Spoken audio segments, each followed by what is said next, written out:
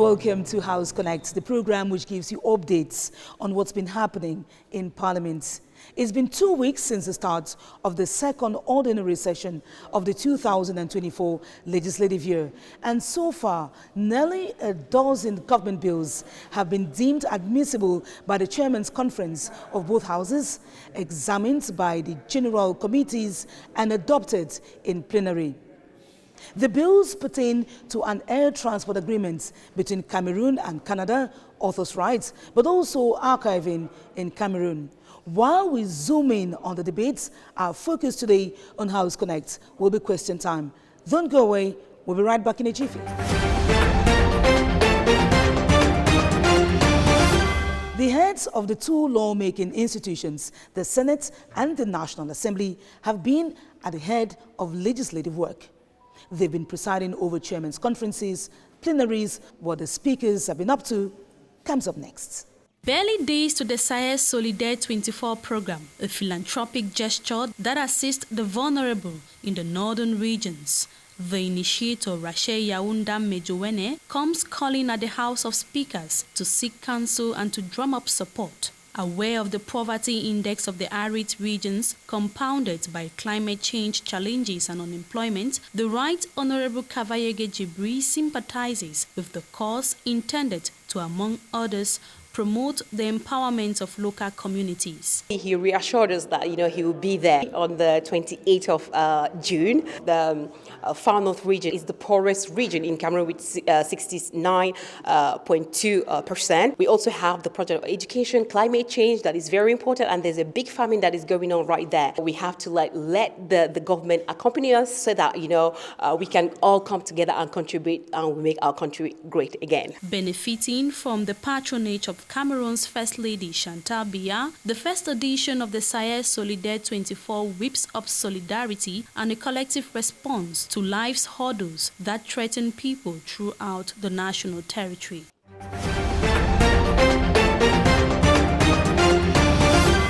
Among the bills examined and adopted in Parliament are that which relates to an air transport agreement between Cameroon and Canada, international copyright treaties, agreements on fisheries subsidies, and the law regulating archives in Cameroon.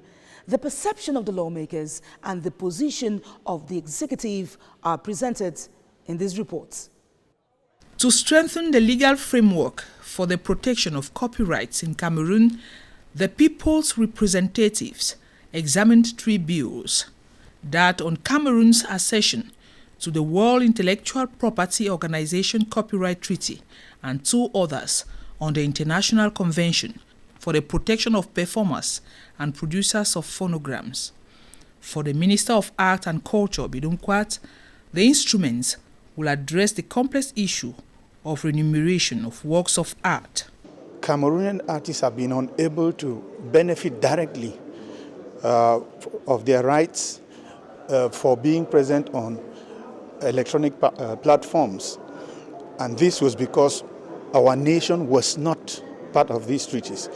So for a Cameroonian artist to receive dues, they had to go through an agency in a country that had ratified those laws.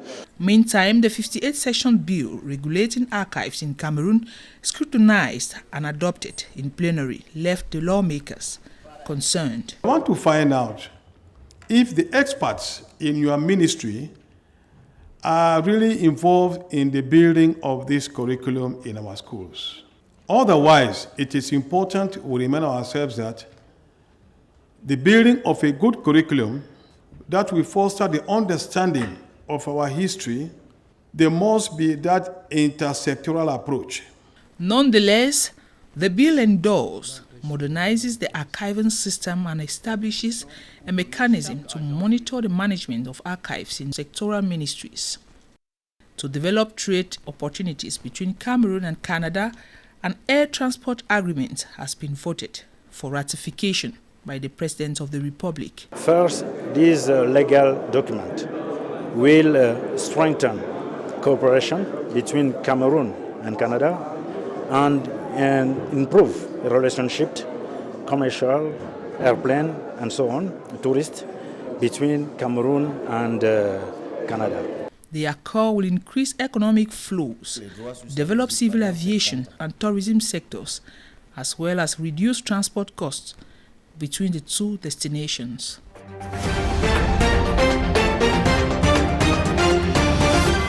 Nearly a dozen members of government have been quizzed on the running of their ministerial departments in separate plenary sittings chaired by the President of the Senate, Marcel Nyanji-Fenji, and the House Speaker, the Right Honorable KAWEB Jibril. They probed into the implementation of structural projects, state subvention to private institutions, and the fight against malaria throughout the national territory. Question time is our focus on House Connect today. A key role of parliamentarians is to control government action, and question time, which gives the people's representatives the right to probe into the running of the states, is of the essence. In proceedings led by the Right Honorable KAWEB Jibril, the sorry state of Cameroon's road network is under sharp scrutiny. In the northwest and southwest regions, many contracts have been given by your ministry for the construction of roads. But given the insecurity in the northwest and southwest region, many of these contracts have not been, it has been very difficult for the contractors to do the work.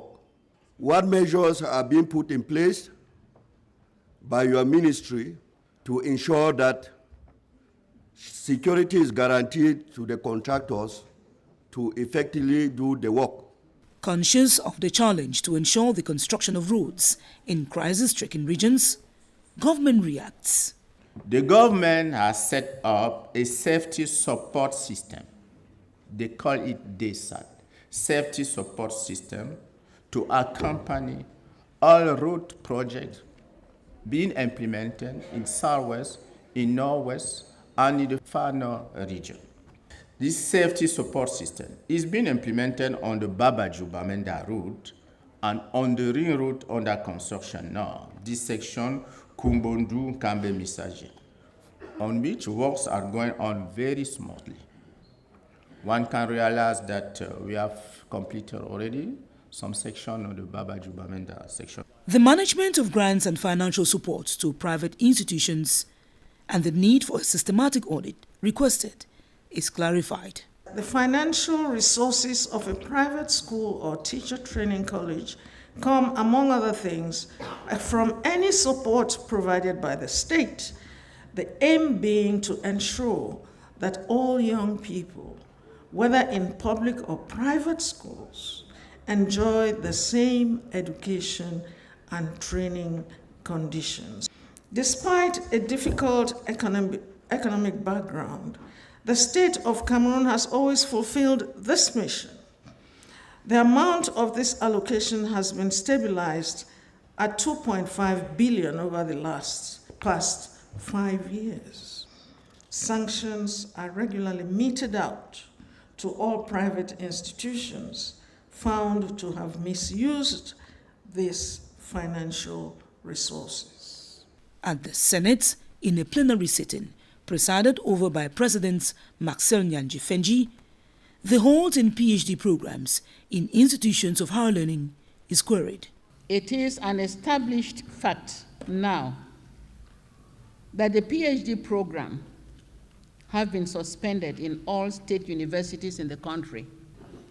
Is this suspension suggesting that the quality of the PhD our universities are producing now is falling, as has been insinuated in many quarters? Some indications seem to agree that there is increasingly falling standards in the PhD programs.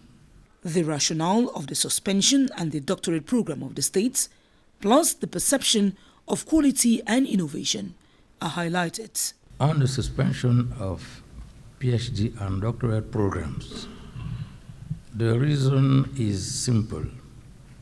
It was necessary for us to have a clear appraisal of the situation. This cannot be an indication that our doctorate training programs are mediocre. Anyone can verify that quality of our training programs via the performance of our products in and out of the country, I have written to the hierarchy for the suspension to be lifted. Expected to evaluate the implementation of structural projects in line with the National Development Strategy, the approach is spelled out. The implementation of Vision 2035 has enabled our country to embark on a vast investment program, requiring the mobilization of significant resources for the implementation of major first-generation projects, which are currently being commissioned, and second-generation projects, some of which are in the startup phase. The African Development Bank regularly measures the African Infrastructure Development Index. This is a composite index that measures the state of infrastructure in the following areas: electricity, transport, information and communication technologies, water and sanitation.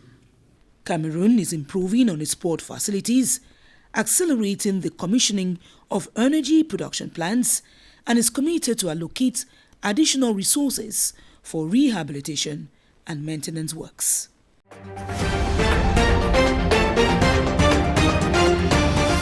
You're welcome back.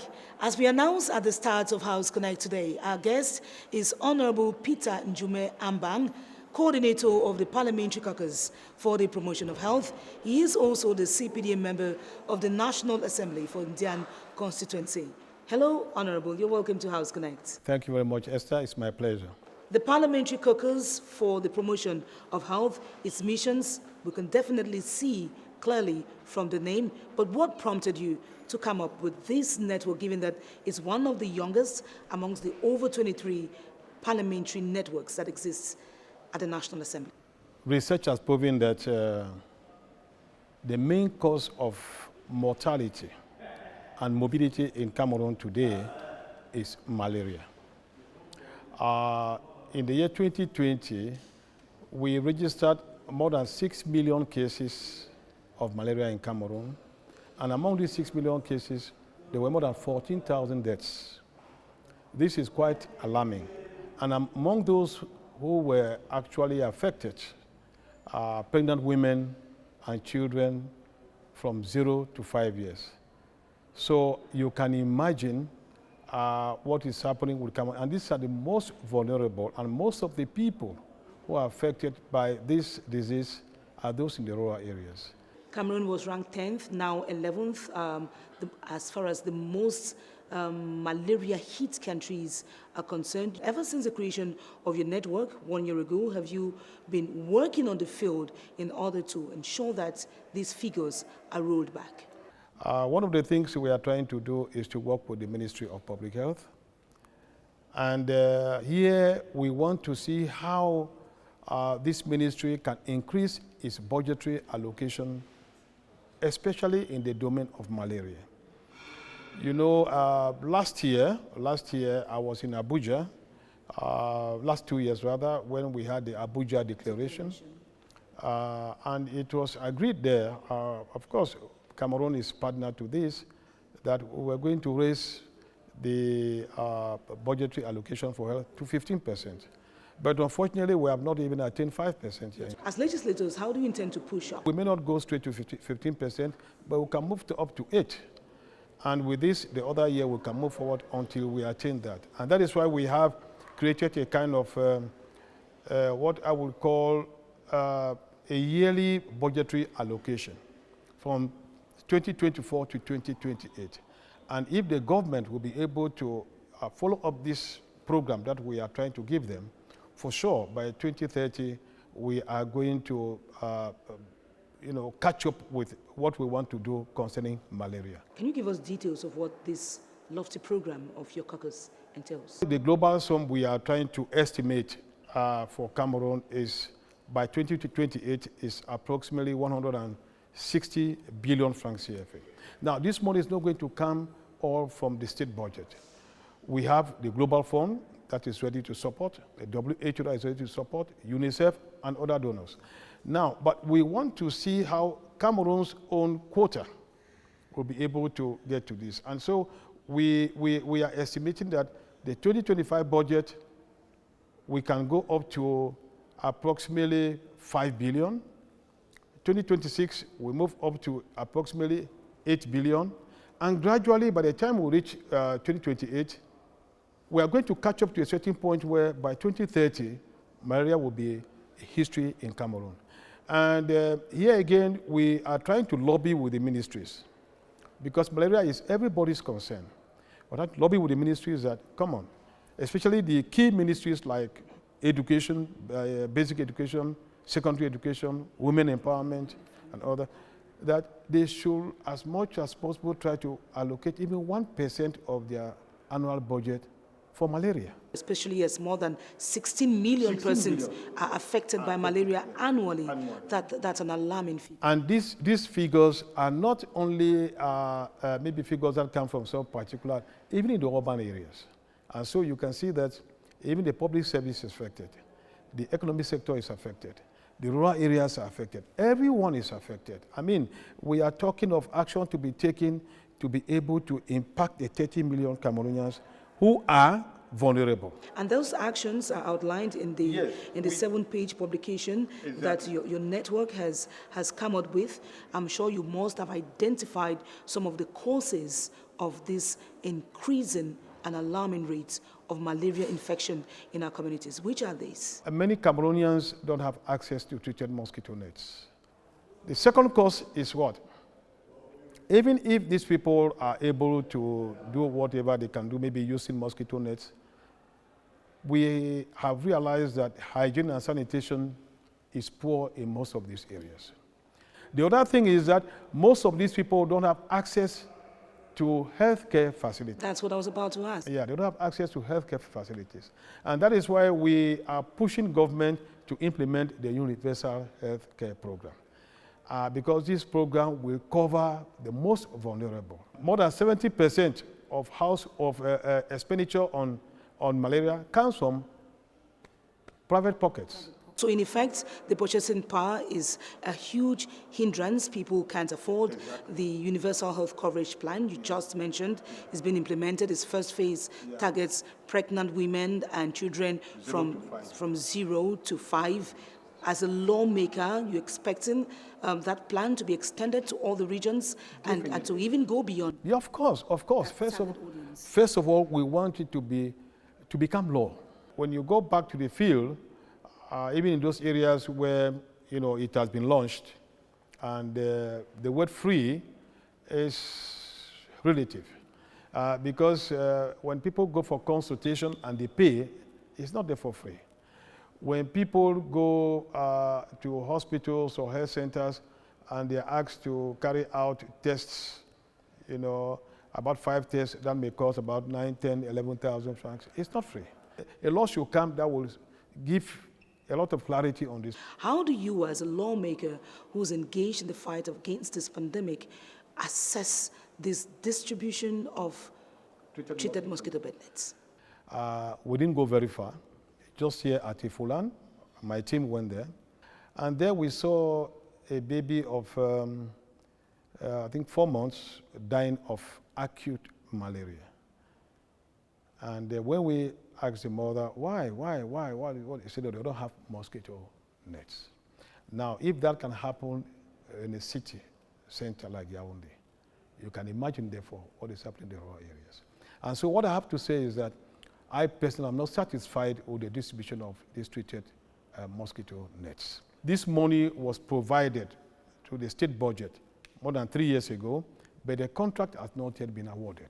What do you intend to do as a network on the field in the coming days? We intend to move to the field to get the facts, and through these facts, we'll be able to come back and to see how we are going to tell parliamentarians, go back to your region, go back to your community and see how you can impact these resolutions that we have taken. There's also this pending issue of a vaccine for malaria. What is your perception of that, and how do you think it can be accelerated to solve the issue of malaria infections? Yes. On the 10th of April this year, I was in Washington, and I was there for the World Bank IMF global meeting. And one of the side events was on health. This was my contribution. I told him that if people in Africa are maybe, resistant with this vaccine, is because of, in quote, what happened with COVID-19. COVID-19 came with a lot of controversies. So there is need to combat the vaccine scare. That is what finally I concluded that. So therefore, what is important is that we need the truth about this vaccine, the side effects and others. Let us have the truth.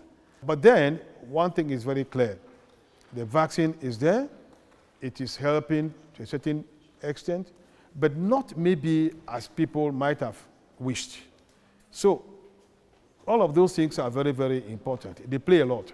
There is a parliamentary network for the promotion of traditional medicine, encouraging the blend of conventional and traditional medicine. Are you at your network looking at this blend in order to stamp out malaria from our communities, and how do you go about it? These indigenous drugs are very effective. They are very effective. What is lacking is research on the dosage. They are very effective. And that is why we want them to work with these research centers. Because when we had in this chloroquine and all those things before, how were Africans treating malaria? They were treating them. The Chinese have developed their own indigenous medicines. The Indians have done so, and others are doing that.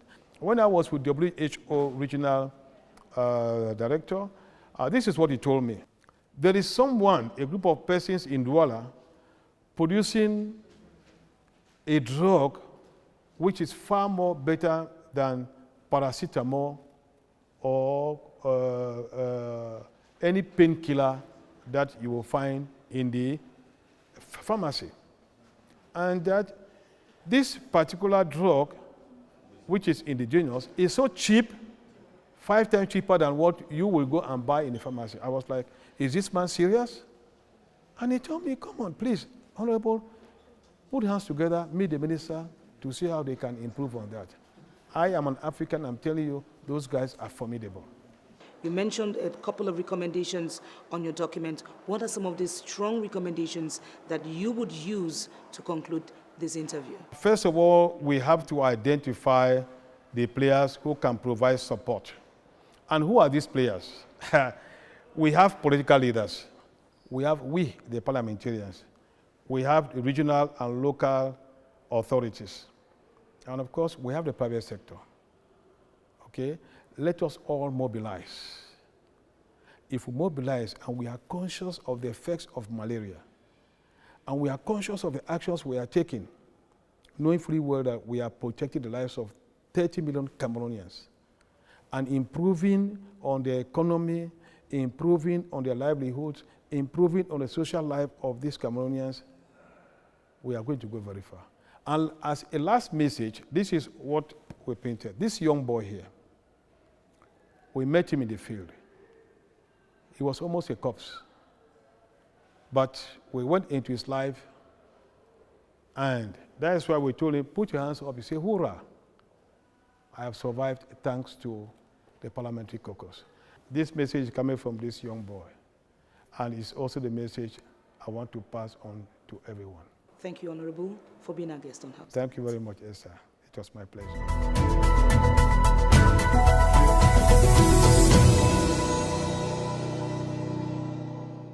And it is on that note that we wrap up this edition of House Connects, which zoomed in on some of the bills that were examined and adopted in Parliament. Our focus was question time, where lawmakers probed into the functioning of ministerial departments.